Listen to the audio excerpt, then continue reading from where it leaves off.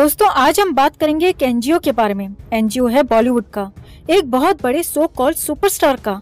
इस एनजीओ के बारे में बहुत कुछ कहा जाता है कि इसमें ये होता है, इसमें वो होता है। आज उसी पर बात करेंगे कि इस एनजीओ को क्यों बनाया गया और आज के समय में उसमें क्या क्या हो रहा है। यह जो एनजीओ है इसका मालिक इंडस्ट्री का बहुत बड़ा सुपरस्टार माना जाता है। फुटपाथ पर सोए हुए लोगों को कुचल देता है, जानवरों को वो अपने शौक के लिए मार देता है। अब हमें लगता है कि आपको इस एनजीओ या इसके सुपरस्टार का नाम लेने की जरूरत नहीं होगी। अब बात करते हैं असल मुद्दे की।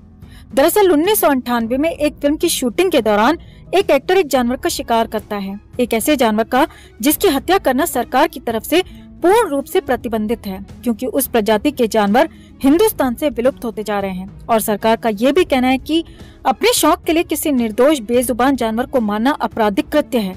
लेकिन इस सुपरस्टार ने अपने शौक और मजे के लिए उस जानवर का शिकार किया, तभी इस पर केस दर्ज हो गया और 1998 से ही इस एक्टर पर आपराधिक केस चलने लगा। अब बात करते हैं एनजीओ की। एनजीओ की स्थापना की गई 2007 में और इसका ये मालिक जो सबका भाईजान बना फिरता है, ये इसका असली मालिक नहीं है दोस्तों। इस एनजीओ को बनाया था इसके बाप ने, इसकी बिगड़ती हुई इमेज को सुधारने के लिए, क्योंकि जानवर शिकार मामले में तो इसकी इज्जत की फजीयत इतनी ज्यादा हुई थी कि कैसे अपने शौक के लिए बेजुबान जानवर को मारता है ये और अपने आप को बड़ा स्टार कहलवाता है। आपको बता दें कि 2008-9 से पहले कोई भी इसको सुपरस्टार जैसे नामों से नहीं पुकारता था। 2008-9 से पहले ये सिर्फ एक गुस्सैल, बदतमीज, सिरफिरा, नशेड़ी और रईस बाप की बिगड़ी हुई औलाद कहलाता था।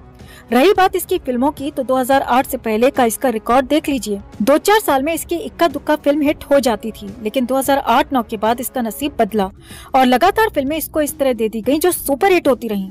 और वो इतनी सारी फिल्में सुपर हिट इसीलिए हुई क्योंकि वो सारी की सारी जो फिल्में थी वो साउथ की रीमेक थी। लेकिन इतनी हिट फिल्में देने के बावजूद भी एक्टिंग और इम्प्रेशन के नाम पर आज भी ये गोबर का गोबर है। खैर 2007 में इसके बाप ने इसकी इमेज सुधारने को एक एनजीओ एस्टेब्लिश किया और सिर्फ जानवर वाला केस नहीं था दोस्तों। 2002 में फुटपाथ पर सोए हुए लोगों पर गाड़ी चलाने वाला जो केस था, वो भी आप सबको पता है कि कैसे उस केस में भी इसकी किरकिरी हुई थी। ऐसा हो गया था कि हर तरफ इसकी इमेज एक बैड बॉय के रूप में बनती चली गई। दूसरी तरफ एक बाहर से आया हुआ दूसरा खान, हकला खान, वो इंडस्ट्री में लगातार सफलता की सीढ़ियां चढ़ रहा था, लगातार हिट पर हिट दे रहा था। तो हकला खान और ये सुअर खान स्टार्टिंग से ही आप सबको पता है कि अपने करियर में राइवल रहे हैं, कंपटीशन रहा है इन दोनों का शुरू से ही। तो जब ये देखा कि अरे बाहर से आया हुआ अपने जुगाड़बाजी से एक बाहर का लड़का इतना बड़ा स्टार बन गया, तो वहां पर क्या हुआ कि जुगाड़बाजी शुरू कर दी गई, दिमाग लगाना शुरू कर दिया इसके बाप ने। और इसकी इमेज सुधारने के लिए इसने 2 काम किए। पहला काम था एनजीओ को एस्टेब्लिश करना, दूसरा काम था स्ट्रॉन्ग पीआर बनाना, जिसने 2007 के बाद कभी भी खराब बातें इसके बारे में, इस सो कॉल्ड सुपरस्टार के बारे में खराब बातें मीडिया में आने ही नहीं दी। और ऐसा नहीं है कि सिर्फ पीआर की वजह से खराब बातें सामने नहीं आई, बल्कि मीडिया को भी खरीद लिया गया था। आप एक चीज सर्च करना कभी, 2007 के पहले इस सुपरस्टार भाई खान के बारे में जो खबरें आती थी, आज इसने किसी को एक्टर से झगड़ा कर लिया, आज इसने किसी फैन को पीट दिया, आज कोर्ट हियरिंग पर जा रहा है, आज नशे की हालत में दूसरे एक्टर को गाली दे रहा है। इस तरह की खबरें ज्यादा आती थी 2007 से पहले। और साल 2008 के बाद की आप खबरें उठाकर देख लो, भाई खान ने ये चैरिटी की, भाई खान ने वो चैरिटी की, आज फैन के लिए ये किया, आज वो किया। मतलब इतना ज्यादा हाईलाइट कर दिया इस बंदे को कि जैसे दुनिया का सबसे बड़ा दानवीर यही है। पूरे प्लान के साथ इसकी इमेज को सुधारा गया, जो कि आपको पता ही है कि आज इसका लेवल कितना ऊंचा पहुंच गया है।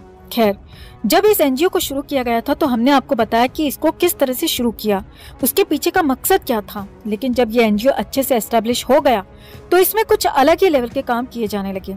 जब इसे शुरू किया गया था तो इसमें गरीब बच्चों की पढ़ाई, उनका इलाज मुख्य काम थे। लेकिन इंसान सीधा हो तो दिमाग भी सीधा चले, शैतानी दिमाग था तो कुछ न कुछ खुराफात उसमें करनी ही थी। इसने क्या किया कि अपनी खुद की फिल्मों की जितनी कमाई होती थी वो सारी की सारी चैरिटी में दान कर दिया करता।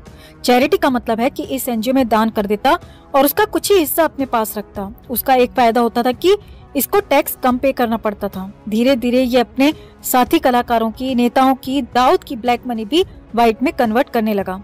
आपने एक नाम सुना होगा, सजदे सजदे करके, पूरा नाम नहीं ले रहे हैं हम, आप जानते हैं सजदे सजदे कौन, और एक है खत्री।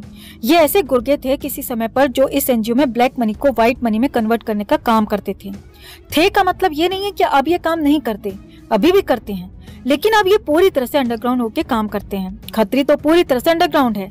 जब से सुशांत के साथ उसकी एक वीडियो वायरल हुई थी, हाँ, सजदे का जो रोल था उस एनजीओ में वो अब बढ़ गया है, यानी उसको बढ़ा हुआ कह सकते हैं या उसको कह सकते हैं कन्वर्टेड हो गया है, क्योंकि सजदे ही वो बंदा है जो इस एनजीओ के थ्रू सट्टेबाजी कराता है। सबसे पहले सजदे ने सट्टेबाजी इस एनजीओ में एंटर कराई, क्योंकि सजदे भारतीय क्रिकेट टीम के साथ कई बड़े बड़े क्रिकेटर्स को मैनेज करता है उसकी कंपनी के थ्रू। पूरी तरह से उसकी कंपनी सट्टेबाजी में इन्वॉल्व है। इसके अलावा इस सुपरस्टार के जो दोनों छोटे भाई हैं वो भी सट्टेबाजी में पहले से ही इन्वॉल्व हैं, तो उन्हें पता है कि इस काम में कितना मोटा पैसा मिलता है।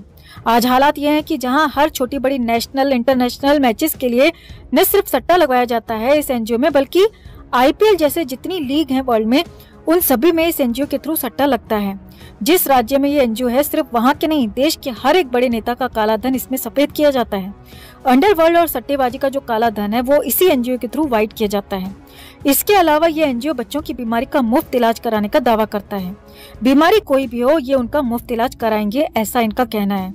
दरअसल ये एक छलावा है दोस्तों। कहते हैं ना, हाथी के दांत दिखाने के और खाने के और, यही हाल इस एनजीओ का है। कहने को ये मुफ्त इलाज कराते हैं, गरीब बच्चों का मुफ्त इलाज कराते हैं, लेकिन असल में मुफ्त इलाज के बहाने ये ह्यूमन ऑर्गन्स की तस्करी करते हैं।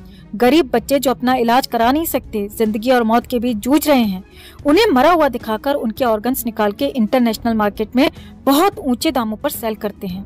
ये ह्यूमन ऑर्गन्स की तस्करी करने वालों का बहुत पुराना बिजनेस है कि गरीब बच्चों से उन ऑर्गन्स को निकाला जाता है और इंटरनेशनल मार्केट में उनको सेल किया जाता है। और आज के समय में ये सब काम डायरेक्टली नहीं हो रहे हैं, बल्कि ये बड़े बड़े एनजीओ के द्वारा ये काम किए जा रहे हैं। और ऐसा नहीं है कि इस काम में ये अकेला एनजीओ है, लाखों ऐसे एनजीओ हैं इस देश के अंदर जो समाज सेवा के नाम पर इसी गोरख धंधे से जुड़े हुए हैं। जितने भी सेलिब्रिटीज हैं वो थोड़ा सा फेमस होते ही क्या करते हैं कि एकदम से अपना कोई एनजीओ खोल देते हैं। कभी सोचा है आपने, ज्यादातर बड़े स्टार्स का अपना एनजीओ है, अपना फाउंडेशन है, अपनी संस्था है, इसीलिए कि किसी और का ना सही अपना खुद का पैसा तो वो ब्लैक से व्हाइट करेंगे ही, और जो अपना ब्लैक मनी को व्हाइट कर रहा है वो दूसरे के पैसे को भी व्हाइट करेगा ही, सीधी सी बात है। अब सवाल आता है कि जब ये एनजीओ इतनी ज्यादा अंधेरगर्दी मचाते हैं या मचा रहे हैं तो राज्य सरकारें क्या कर रही हैं या केंद्र सरकार क्या कर रही है? तो आप इतना समझिए कि सरकारें किसी की भी हों दोस्तों, किसी भी पार्टी की हों, सभी को चुनाव लड़ने को पैसा चाहिए, और वो पैसा भी पार्टी को कोई भी बड़ा नेता जो है वो अपने खुद के पैसे से कभी चुनाव नहीं लड़ता है, सब चंदा लेती हैं बड़े बिजनेसमैन से, ऐसे गोरख धंधा करने वाली संस्थाओं से। आज इन जैसे देशों में लाखों एनजीओ हैं जो न सिर्फ अच्छे से चल रहे हैं बल्कि फल फूल भी रहे हैं, और उसका सबसे बड़ा कारण है उनके फेंके हुए टुकड़े। जिसकी सरकार आती है उसे ये लोग टुकड़ा फेंक देते हैं, जिससे कोई भी इनके खिलाफ एक्शन नहीं लेता है। वैसे तो एनजीओ वाले मीडिया को भी खरीद कर रखते हैं, लेकिन सभी एनजीओ ज्यादातर गरीब लोगों में, गरीब बच्चों में डील करते हैं, तो गरीबों की खबरें तो वैसे भी हाईलाइट कभी हो ही नहीं पाती है मीडिया में, जिससे इन एनजीओ का ये काला धंधा वो हमेशा चलता रहता है, हमेशा चलेगा भी। अब जब सरकार एनजीओ पर कार्रवाई करती भी है, आपने देखा होगा कि इस एनजीओ को बंद करवा दिया, 1000 एनजीओ को बंद करा दिया, तो वो क्या होता है कि छोटे छोटे एनजीओ पर कार्रवाई होती है, जिससे बड़े एनजीओ साफ साफ बच जाते हैं और सरकारें भी दिखा देती हैं कि भाई ये फ्रॉड एनजीओ पर कार्रवाई कर रही हैं। ये होती है तिकड़मबाजी सरकार की और इन जैसे एनजीओ की। तो ऐसे बॉलीवुड या एनजीओ के बारे में आप क्या सोचते हैं? कमेंट में आप भी अपनी बात, अपनी राय जरूर रखें। वीडियो को लाइक और शेयर कर अपना प्यार और सपोर्ट भी जरूर दिखाएं। चैनल के साथ जुड़कर चैनल को सब्सक्राइब कर हमारी आवाज